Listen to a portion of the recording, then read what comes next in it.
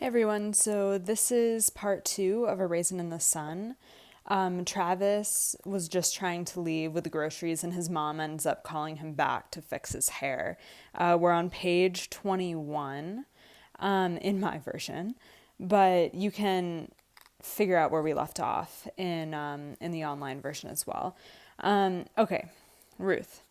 Looking up from the stove to inspect him automatically. Come here. He crosses to her and she studies his head. If you don't take a comb to this and fix this here head, you better. Travis puts down his books with a great sigh of oppression and crosses to the mirror. His mother mutters under her breath about his slubberdness. So, fix this here head. She wants him to comb his hair before he leaves.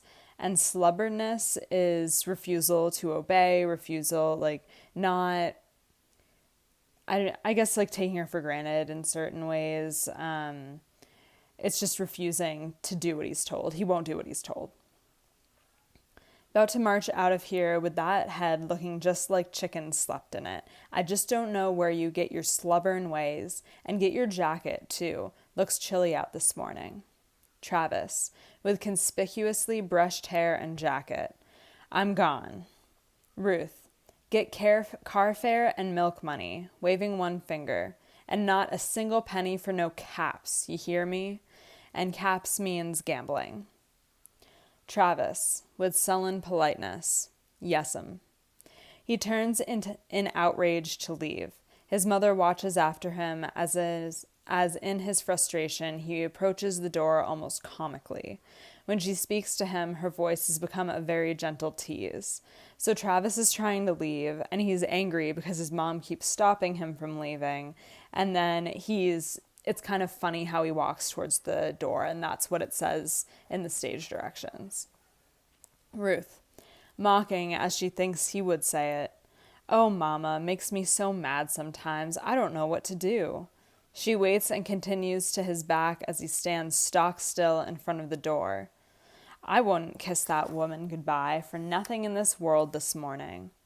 The boy finally turns around and rolls his eyes at her, knowing the mood has changed and he is vindicated. He does not, however, move towards her yet.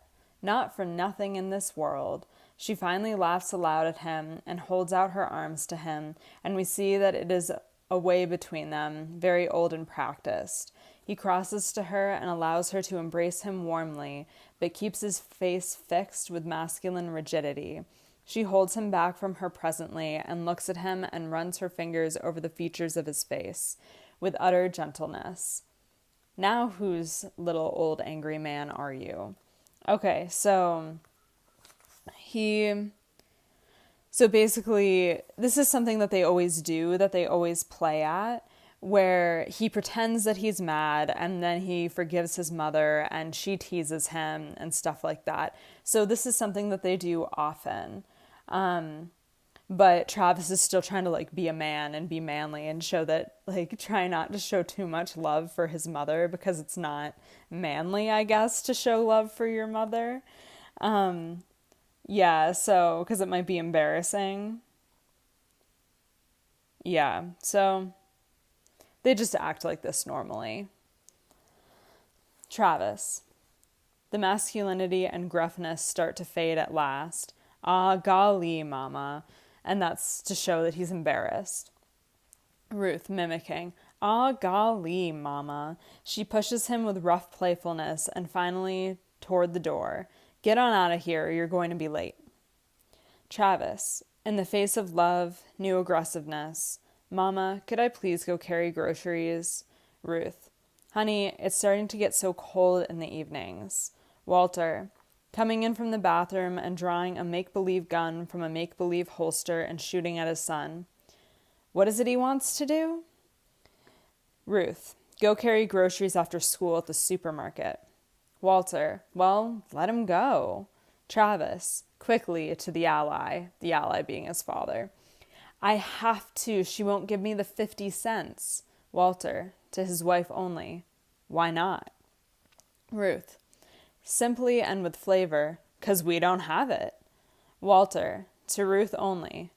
What you tell the boys things like that for? Reaching down into his pants with a rather important gesture. Here, son. He hands the boy the coin, but his eyes are directed to his wife's. Travis takes the money happily. So, yeah, the Walter is pretending that they have money when they don't and giving it to Travis, even though he probably needed that money for something else. And then it makes him look like the good guy as opposed to Ruth, who looks like the bad guy for not giving Travis the money. Travis. Thanks, Daddy. He starts out. Ruth watches both of them with murder in her eyes. Walter stands and stares back at her with defiance and suddenly reaches into his pocket again on an afterthought. Walter, without even looking at his son, still staring hard at his wife. In fact, here's another 50 cents. Buy yourself some fruit today, or take a taxi cab to school or something. Travis, whoopee! He leaps up and claps his father around the middle with his legs, and they face each other in mutual appreciation. Slowly, Walter Lee peeks around the boy to catch the violent rays from his wife's eyes and draws his head back as if shot. So Ruth is pissed at him. She's so mad that he's giving Travis money because they really don't have it and they can't afford to give him that money. Walter, you better get down now and get to school, man. Travis, at the door. Okay, goodbye. He exits. Walter, after him, pointing with pride. That's my boy. She looks at him in disgust and turns back to her work.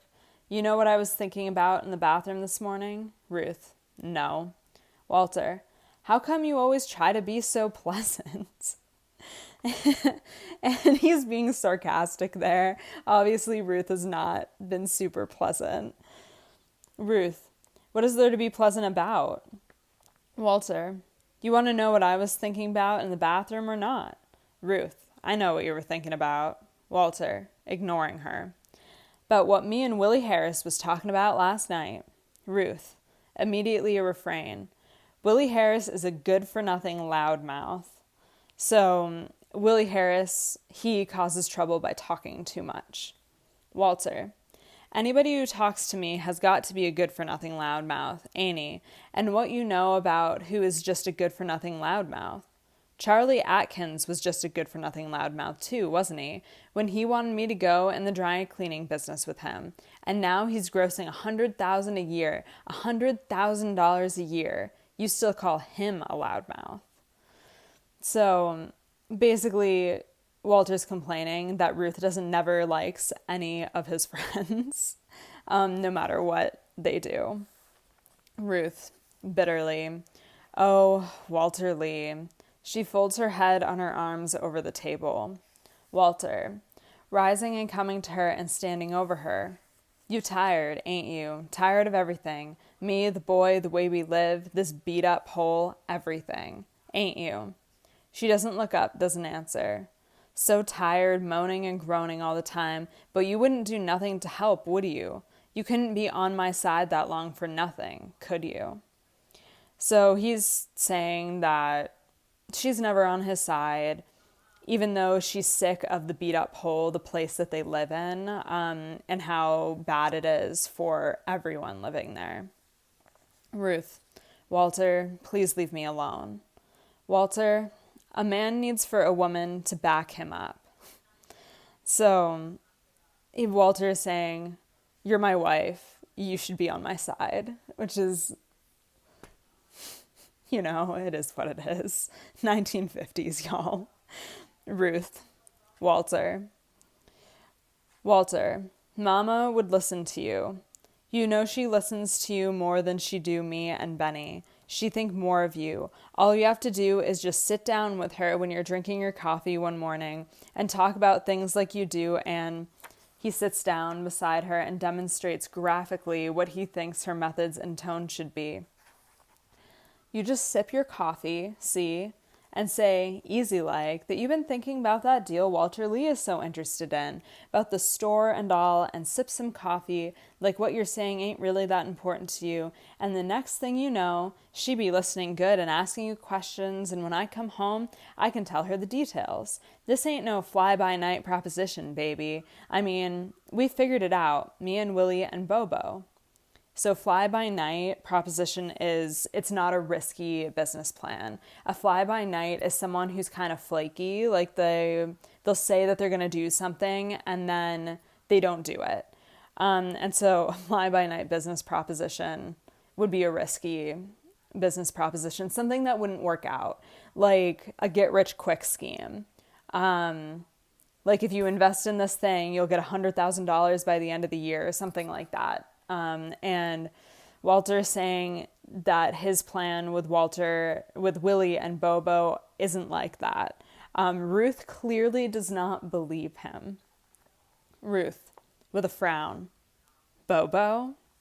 Walter, yeah. You see, this little liquor store we got in mind cost $75,000, and we figured the initial investment on the place be about $30,000. See, that'd be $10,000 each. Of course, there's a couple of hundred you gotta pay, so as you don't spend your life just waiting for them clowns to let your license get approved. Yeah, so the clowns are talking about the government, and what they're talking about is a liquor license. You need a liquor license to be able to sell alcohol. So obviously a liquor store would need one. Ruth, you mean graft? And graft is someone, pay someone illegally to get what you want. So they're thinking like they might have to bribe someone in the government so they get their liquor license faster. Walter, frowning impatiently. Don't call it that. He's not even denying it. He's like, just don't call it grafting, even though that's what it is. Walter, don't call it that. See there, that just goes to show you what women understand about the world. Baby, don't nothing happen for you in this world lest you pay somebody off. Ruth, Walter, leave me alone. She raises her head and stares at him vigorously, then says more quietly, eat your eggs.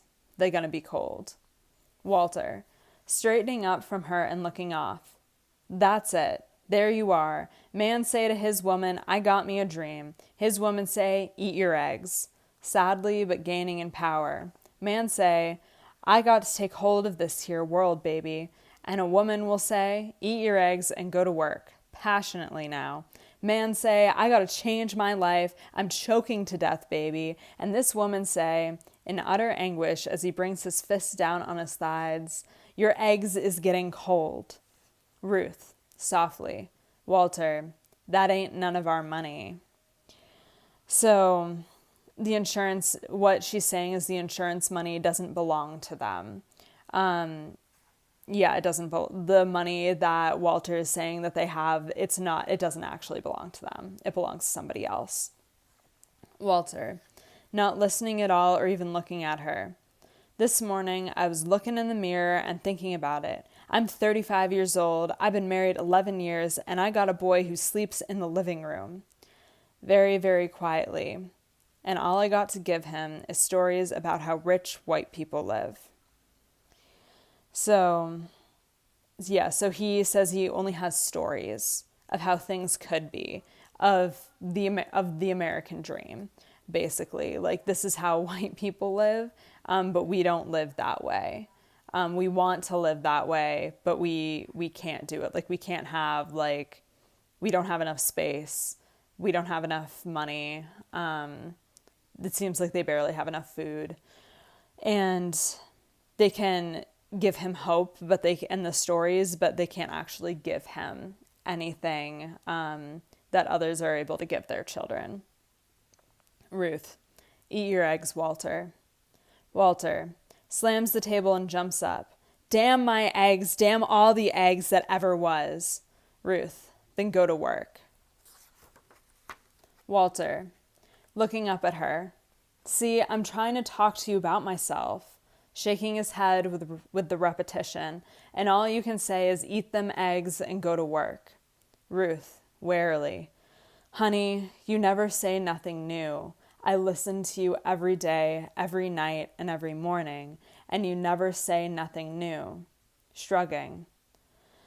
So you would rather be Mr. Arnold than his chauffeur. So I would rather be living in Buckingham Palace. So a chauffeur is someone who drives someone else around, in like a limo or a car. Walter. That is just what is wrong with the colored woman in this world. don't understand about building their men up and making them feel like like they can do something.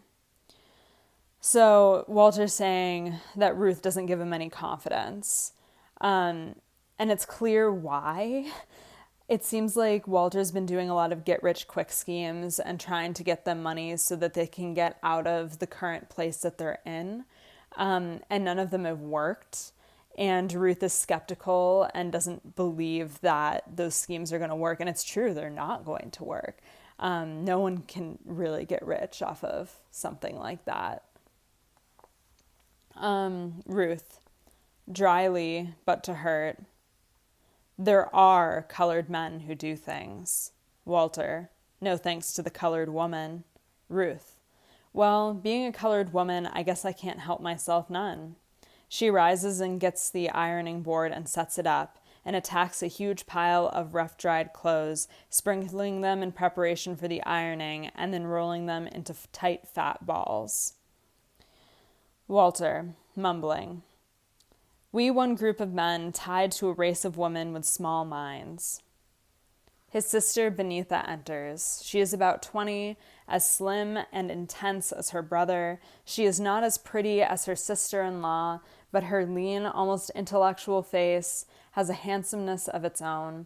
She wears a bright red flannel nightie, and her thick hair stands wildly about her head. Her speech is a mixture of many things. It is different from the rest of the families, insofar as education has permeated her sense of English. So she sounds educated. She doesn't speak like, what it's saying is she doesn't speak like the other people do in the house. She has an education. Like the way that these characters have been speaking, it's, it's not that it's not proper necessarily. There are actually academic conferences now and things like that where people can speak like Walter and Ruth are speaking to each other, and papers are written this way too. But it's not what most people would consider proper grammar, but it's the way people speak as well, and it's still valid. But Beneatha doesn't speak that way. Okay.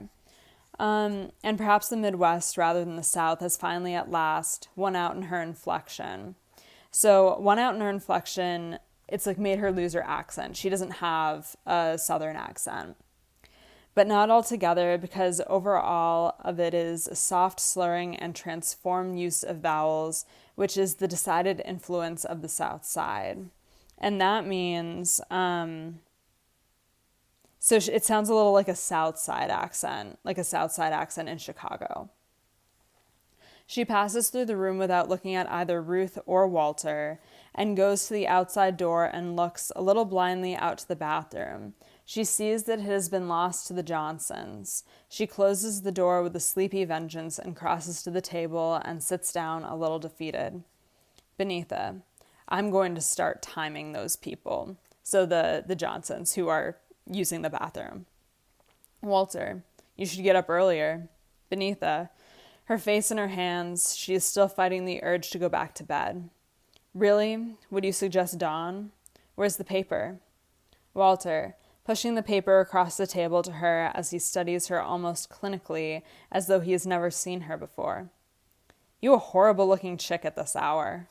So Walter is only, he doesn't like how Ruth looks, he doesn't like how Beneatha looks in the morning. Beneatha, dryly, good morning, everybody. Walter, senselessly, how is school coming? Beneatha, in the same spirit, lovely, lovely, and you know, biology is the greatest. Looking up at him, I dissected something that looked just like you yesterday. So she cut open, you might dissect something in a biology class, like a frog or something like that, or a sheep's heart, I think was something that we did when I was in high school. So she's saying she dissected something that looked like him. So she's saying he looked like either a dead frog or, he looked like a dead frog or something like that. Walter, I just wondered if you've made up your mind and everything. Beneatha, gaining in sharpness and in patience. Yeah, so now she's awake and she's not patient anymore. And what did I answer yesterday morning and the day before that? Ruth, from the ironing board, like someone disinterested and old. Don't be so nasty, Benny. Beneatha, still to her brother. And the day before that, and the day before that. Walter, defensively. I'm interested in you. Something wrong with that? Ain't many girls who decide, Walter and Beneatha in unison, to be a doctor. Silence. Walter, have we figured out yet just exactly how much medical school is going to cost? Ruth, Walter Lee, why don't you leave that girl alone and get out of here to work? Beneatha exits to the bathroom and bangs on the door. Come on out of there, please. She comes back into the room. Okay, so we're on page 31 right now. That's where I'm going to stop for today. I'm going to put something online for you to work through for this part of the play, and there's going to be another video up with me reading more of it. I'm going to try to keep the videos around 20 minutes. I think that gives you plenty of time to do the worksheets during the day as well. All right, I will see you all later. Bye.